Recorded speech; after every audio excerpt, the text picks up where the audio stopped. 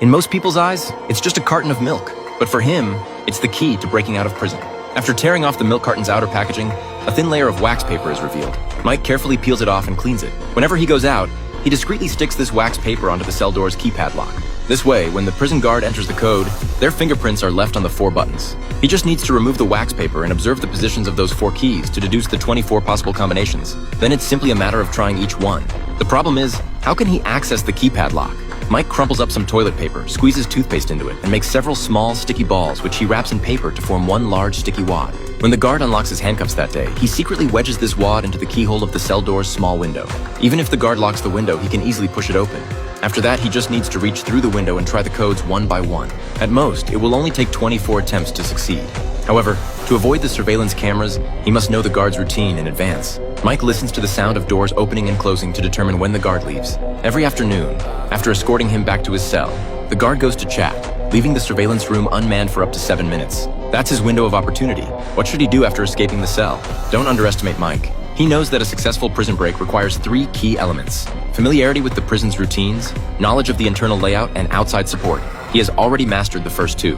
Upon entering the prison, he carefully observed the entire facility and discovered that the only weak point is the adjacent fire station. The issue is that only the solitary confinement cell is close to it. So, he deliberately provokes and severely injures the prison bully, ultimately getting himself thrown into solitary. Once he cracks the code and opens the solitary cell door, he crawls through the ventilation duct into the fire station. When the guards are distracted, he quietly slips away via the ducts, reaches the fire station, and quickly changes into a spare firefighter uniform. This is where the 3rd element, outside support, comes into play. He has already arranged for a friend to detonate a car at this moment. When the fire alarm sounds, the fire truck immediately rushes out. Mike hides underneath the vehicle and rides along to the scene. Amid the chaos, he crawls out from under the truck, gets into a getaway car, and finally makes his escape. Although Mike successfully breaks out of prison, the next moment he appears in the warden's office, unreservedly recounting how he escaped. It turns out that Mike's profession is testing prison security by breaking out. Over 8 years, he has successfully escaped from 14 prisons and has enough experience to even write a book. One day, a beautiful woman approaches him and offers $5 million up front, hoping Mike will inspect the security of a mysterious prison for the CIA. Enticed by the money, Mike agrees. As usual, he creates a fake identity, arranges a contact, sets up an extraction code, and ensures his safety inside the prison. His partner even implants a tracking device in his body. On the surface, everything seems foolproof. However, they don't realize that from the moment Mike accepts this mission, he has fallen into a huge conspiracy.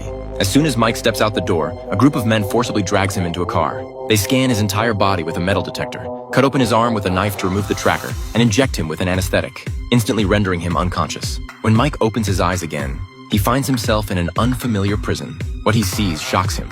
All the cells are made of transparent glass,